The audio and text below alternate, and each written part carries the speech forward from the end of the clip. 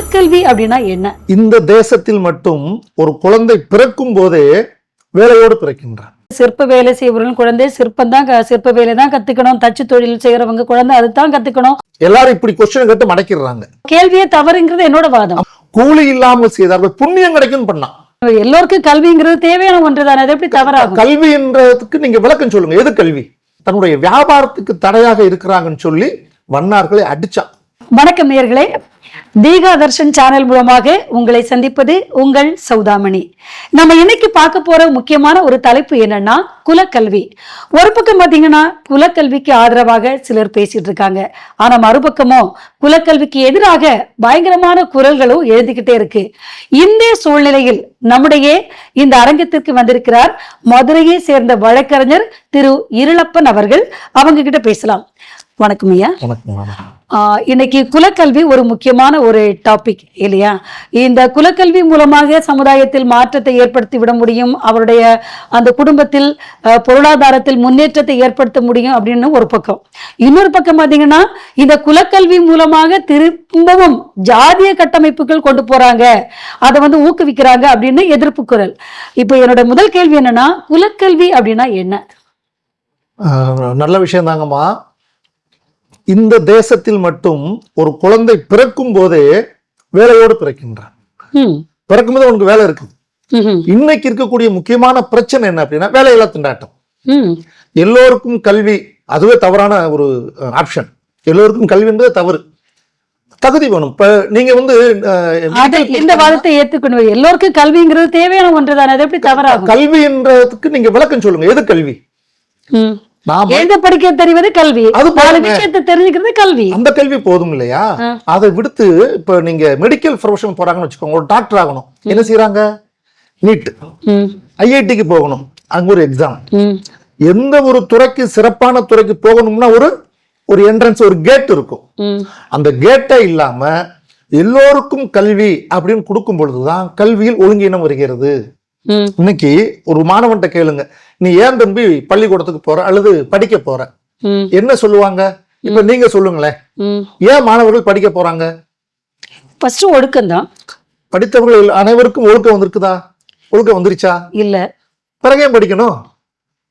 இல்ல, இந்த கான்செப்ட் நீங்க சொல்றதுல நான் வேறுபடத்தான் செய்யறேன். படிச்சவங்களுக்கு எல்லாம் ஒழுக்கம் வந்துருச்சா, ஏன் படிக்கணும்? அந்த கேள்வியே தவறுங்கிறது என்னோட வாதம். ஆமா, ஒழுக்கம் வருகிறது என்றால் அந்த கல்வி கற்ற அனைவருக்கும் ஒழுக்கம் வந்து இருக்க வேண்டும். இல்ல, படிச்சா அறிவு வளரும் சொல்லுவாங்க. படிச்சவங்களுக்கு அறிவு வந்துருச்சா? இல்ல. படிச்சா வேலை கிடைக்கும் சொல்றாங்க. படிச்சவங்க எல்லாத்துக்கும் வேலை கிடைச்சிருச்சா? இல்ல. அப்ப இந்த இடத்துல நம்முடைய அரசினர் பல விஷயங்களை மறந்துடுறாங்க. நான் முதல்ல சொன்னேன் பாத்தீங்களா, ஒரு குழந்தை பிறக்கும் போதே வேலையோடு பிறக்கின்றான். இதை எப்படி நீங்க ஏற்றத்தாழ்வா சொல்ல முடியும்? இந்த குலவித்தை அப்படிங்கிற வார்த்தைக்கு இலக்கியத்துல ஒரு வரலாற்று சான்று உண்டு. சோழன் கரிகால பெருவளத்தான் சின்ன பையனா இருக்கிறான். அவன்கிட்ட நீதி கேட்க வர்றாங்க. வந்தவங்க எல்லாம் வயசுல மூத்தவங்க. உடனே என்னடா ராஜா சின்ன பையனா இருக்கா, இவன்ட்ட எப்படி நமக்கு நீதி கிடைக்கும் அப்படின்ட்டு சந்தேகம் வந்துருச்சு. இந்த சந்தேகத்தை அந்த இளவரசன், அந்த ராஜா கரிகாலன் புரிஞ்சுக்கிறான். போய் பேக்கப் போட்டு வர்றான் கிழவன் போல. அவத்தான் சொல்லுவாங்க, நரை முடித்து சொல்லால் முறை செய்தான் சோழன் அப்படி சொல்லுவாங்க. குலவித்தைக்கு இல்லாமல் பாகம்படும் அப்படின்னு. இதை சொன்னவர் ஒரு சனாதனி இல்ல, அதாவது வேதத்தை பின்பற்றி வரக்கூடிய ஹிந்து இல்ல, அவர் சமணர்.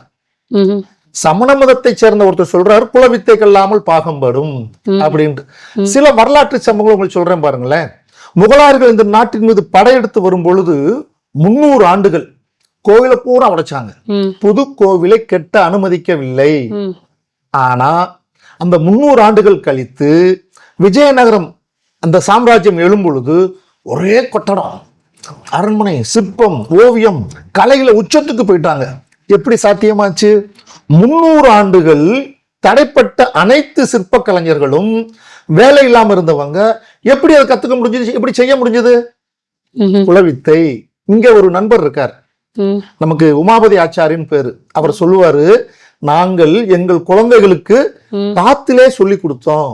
சின்ன குழந்தைங்க மணல் வீடு கட்டுறாங்களா, அது போல எங்களிடம் இருந்த ஓலைச்சுவடுகளை பாதுகாத்து வைத்திருந்து அந்த டெக்னிக்க நாங்க சொல்லி கொடுத்தோம். அப்படின்னா இப்ப வந்து சிற்ப வேலை செய்பவர்கள் குழந்தை சிற்பம் தான் சிற்ப வேலை தான் கத்துக்கணும், தச்சு தொழில் செய்யறவங்க குழந்தை அதுதான் கத்துக்கணும் ஆமா. அப்படின்னு சொல்ல உண்மை வரீங்க. உண்மை. எல்லாரும் இப்படி கொஸ்டின் கேட்டு மடக்கிடுறாங்க. ஆ, இந்த தேசத்தில் எந்த வேலைக்கும் ஏற்றத்தாழ்வு கிடையாது. ம். நீங்க இன்னைக்கு தாழ்வான தொழில் எதை சொல்லுவீங்க? மலம் அள்ளும். மலமல்லம் இந்த மலம் அள்ளும் பழக்கம் இந்த தேசத்தில் கிடையாது. கிடையாது. ம். அது தெரிஞ்சிருக்குல்ல? ஆமா, தெரிஞ்சிருக்கு. அது முகலாயர் ஆட்சி காலத்துல அவங்கள இவங்க பஸ்வான், இந்த பஸ்வான் மிகப்பெரிய பேரரசு. அது ம், 300 ஆண்டுகள் முகலாயர்களையும் இஸ்லாமியர்களையும் பீகார் உத்தரப்பிரதேஷ் அந்த பகுதிக்கு இடைப்பட்ட பகுதி ஆட்சி செஞ்சவங்க. அவங்க அசைக்க முடியல. ம், எப்பயும் போல உள்ள அந்த என்ன சொல்றது, பாரபட்சம் காட்டுறது. ஏதோ ஒரு விதத்துல அந்த பஸ்வான் ஆட்சியை முகலாயர்கள் அடிக்கிறாங்க. உடைஞ்ச உடனேயே பஸ்வானை பூரா அடிமையாக்குறாங்க. அடிமையாக்கி அந்த பெண்களை எல்லாம் தூக்கி அவன் கொண்டு போயிட்டான். அப்போ இவங்க பசியால குழந்தைகளை வச்சுக்கிட்டு அந்த முதியோர்களும் குழந்தைகளும் இருக்கும் பொழுது அந்த ராஜா சொல்றான், ஒரு வேலை இருக்குது, மலம் சுமக்கணும் அப்படின்ட்டு. நம்ம சாதாரணமா டாய்லெட்டுக்கு போற, இப்ப டாய்லெட்டுங்கிற வார்த்தை வந்திருக்குது, ஏதோ புது புது வார்த்தைகள் பயன்படுத்துவாங்க. அதை தமிழ்ல என்ன சொல்லுவாங்க அப்படின்னா, எங்க போற அப்படின்னு கேட்டா, நான் கொள்ளைக்கு போறேன்னு சொல்லுவேன். கொள்ளை என்பது வீட்டுக்கு வெளியே கடைசியில் இருக்கும். ம். வெளியே போறேன் அப்படி சொல்லுவாங்க. இந்த வார்த்தைகள் எல்லாம் இப்போ நமக்கு அந்த புது அர்த்தத்தை நமக்கு சொல்லி கொடுக்கல. பழைய அர்த்தத்தை சொல்லி கொடுக்கல. கொள்ளைக்கு என்பது வீட்டுக்குள்ள கடைசி ஓரத்துல இருக்கிற பகுதி அப்படின்ட்டு. வீட்டுக்குள்ள ரூமோட இருக்கிற பழக்கம் நம்ம கிட்ட இல்ல. அந்த முகலாயர்கள் என்ன பண்ணாங்கன்னா, இவர்களை மலம் சுமக்க வைத்தார்கள். ம், அப்படிதான் வந்தது. சரி, இந்த பிணம் எரிக்கும் வேலை அப்படின்னு சொல்றீங்கல்ல, அவங்க என்ன சொல்லுவாங்க? வெட்டி. வெட்டியான் அப்படிம்பாங்க. இந்த வெட்டி அப்படிங்கிறதுக்கு என்ன அர்த்தம் தெரியுமா? வேலை வெட்டி இல்லாம இருக்கிறான்டா அப்படின்ட்டு. தமிழில் பல சொற்களுக்கு உண்மையான அர்த்தத்தை சொல்லி தராததால் இந்த குழப்பம் வந்திருக்குது. வேலை என்பது கூலிக்கு செய்வது, ம். வெட்டி என்பது வாலண்டியரா செய்யறது. வழி. அப்போ இந்த பிணம் சுமக்கும் வேலையை, பிணம் இருக்கும் வேலையை அந்த பகுதியில் உள்ள இளைஞர்கள் கூலி இல்லாமல் செய்தார்கள். புண்ணியம் கிடைக்கும் பண்ணான். ம். அந்த அவனைத்தான் வெட்டி அப்படின்னு சொல்றது. வெட்டி வேலையா, வெட்டியா வேலை செஞ்சுட்டு இருக்காண்டா இப்பெல்லாம் சொல்லுவாங்க. இப்ப இன்னைக்கு கூட சென்னை ஜிஹெச்ல வந்து பிணவரையில இருக்கிற அந்த பணத்தை எல்லாம் வந்து நிறைய பேர் எடுத்து அடக்க செய்யறாங்க, புண்ணியம் கிடைக்கும்னு. ஆனா அதே அவங்க வந்து வெட்டியான தொழில் அவங்க செய்வாங்க. இல்ல, அந்த தமிழ் இலக்கியங்களில் அந்த பேரு வெட்டி என்பது கூலி வாங்காமல் செய்யும் வேலை. ம், ஸ்பெசிபிக்கா எப்படி ஆயிருக்குது, இந்த பிணம் எரிக்கும் வேலையை அவர்கள் செய்ததால் அந்த வேலை வெட்டியான் அப்படி சொன்னாங்க. இது மாதிரி எந்த வேலை செஞ்சாலும், கோயிலுக்கு வேலை செஞ்சாலும் வெட்டியான் தான். ம், அந்த வேலை செய்யறது குடிமகன் அப்படி சொல்லுவாங்க. இப்ப இருக்கிற சமுதாயம் குடிமகன் அப்படின்னு. ஊருக்கெல்லாம் அவன் மகன், ம், ம், எல்லா குடும்பத்துக்கும் அவன் மகன், எல்லா குடும்பமும் சேர்ந்து அவனை காப்பாற்றணும். அவனுக்கு சம்பளம் கிடையாது, ம். ஆனா எல்லாம் காப்பாற்றணும். ஆனா அவன் அப்படியே இருக்கணும் அப்படின்னு தான் நினைக்கிறீங்களா நீங்க? இல்லைங்கம்மா, அந்த பையன் வந்து இல்ல நான் வேலைக்கு போறேன் அப்படின்ற. நீங்க இன்னொரு எடுத்துக்காட்டு உங்களுக்கு சொல்றேன் பாருங்களேன். வீரன் அழகுமுத்துக்கோன் அப்படின்னு ஒரு தளபதி சுதந்திர போராட்டத்துல ஈடுபட்டவர். அவர் வந்து அழகுமுத்துக்கோன் கோன் அப்படிங்கிற அந்த கோனார்கள், அவங்களுக்கு இப்ப இருக்கிற பிரிட்டிஷ்காரன் காலத்துக்கு பிறகு வந்த விளக்கம் என்ன அப்படின்னா, கோனார்னா ஆடு மேய்க்கணும், மாடு மேய்க்கணும் அப்படின்னு சொல்லுவாங்க. ஆனா அந்த ஆடு மாடு மேய்த்து கொண்டிருந்த அந்த அழகுமுத்து என்ற இளைஞன் வீரதீர பராக்கிரம், பாடி பில்டிங் எல்லாம் பண்ணி எல்லா ஆயுதத்தையும் கையாளுவதில் டெக்னிக்கா ரொம்ப உயர்ந்து போயிட்டான். அப்ப எட்டயபுரம் ராஜா என்ன செய்யறாரு, இவன் பெரிய கெட்டிக்காரனா இருக்கிறான் சொல்லி அவனை கொண்டு போய் அரண்மனைக்குள்ள வச்சிடறாரு. அரண்மனைக்குள் போன உடனேயே இந்த கோன் அப்படிங்கிற பட்டம் மாதிரி சேர்வை அப்படின்னு வருது. சேர்வை அப்படிங்கிற பேர் என்ன அப்படின்னா சர்வீஸ். இன்னைக்கு இங்கிலீஷ் வார்த்தை இருக்கு சர்வீஸ், அதுக்கு மூல வார்த்தை சேர்வை. சேவை செய்யக்கூடியவன் அப்படி அர்த்தம். இப்போ நிறைய பேர் மிலிட்டரிக்கு போயிட்டு வரணும், என்ன பண்றேன், நான் சர்வீஸ் பண்றேன், நான் சர்வீஸ்ல இருக்கிறேன் அப்படிம்பாங்க. அப்ப சர்வீஸ்ல இருக்கக்கூடிய ஒருவரை, அரசு வேலை செய்யக்கூடிய ஒருவரை எப்படி சொல்லுவாங்க? சேர்வை அப்படி சொல்லுவாங்க. ஆடு மேய்த்து கொண்டிருந்த அழகுமுத்துக்கோன் பயிற்சி பெற்ற பின்பு தளபதியாகி என்ன பட்டம் வந்துருது, அழகுமுத்து சேர்வை அப்படின்னு. இன்னைக்கு அந்த சேர்வைங்கிற ஜாதிக்காரங்களும் அழகுமுத்து எங்க ஜாதி அப்படிங்கிறாங்க. கோனார் என்ன சொல்றாங்க, அழகுமுத்து எங்க ஜாதி அப்படின்ட்டு. அப்ப இந்த ஜாதி பிரிந்தது அப்படின்னு சொல்றோம் இல்லையா, அதுக்கு இந்த அழகுமுத்து வாழ்க்கையை ஒரு எடுத்துக்காட்டு. அதாவது இந்த தொழில் மூலமாக ஜாதி என்ன பண்றான் அப்படின்னா சர்டிபிகேட் பண்றான். இப்போ நான் உங்களுக்கு சொல்றேன், இந்த குலத்து வித்தை அப்படிலாம் சொல்லும் பொழுது வண்ணான்னு ஒரு ஜாதி உண்டு, அவங்களுக்கு என்ன தொழில் வைக்கிறது அப்படி சொல்லி கொடுத்துருக்காங்க. அது அல்ல, பருத்தி எப்படி வெள்ளையா விளையுது, காட்டன் வீட்டு தான், அதை என்ன செய்வாங்க, நெசவு பண்ணிடுவாங்க. அந்த காலத்துல அப்ப எல்லாருமே வெள்ளையா தான் இருந்தாங்களா, வெள்ளை ட்ரெஸ்ஸா தான் போட்டிருந்தாங்களா, ம். வண்ணமயமான உடை இருந்தது இல்லையா.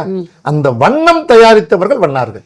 ஓ, சயின்டிஸ்ட் அதை அவன். ஜாதியா கொண்டு வந்துட்டாங்க. என்ன பண்றானா, மான்செஸ்டர்ல இருந்து லட்சக்கணக்கில் பணத்துல போட்டு துணியை கொண்டு வர்றேன், அதை வாங்காம இந்த வண்ணா பண்ற துணியை நீ வாங்குறேன்னு சொல்லி ம். தன்னுடைய வியாபாரத்துக்கு தடையாக இருக்கிறாங்கன்னு சொல்லி வண்ணார்களை அடிச்சான், ஒடிச்சான், உயிரோட தீ வச்சான். இந்த வரலாறு, இந்த வெள்ளைக்காரன் பண்ண சதிய எங்கேயாவது யாராவது சொல்லியிருக்கோமா?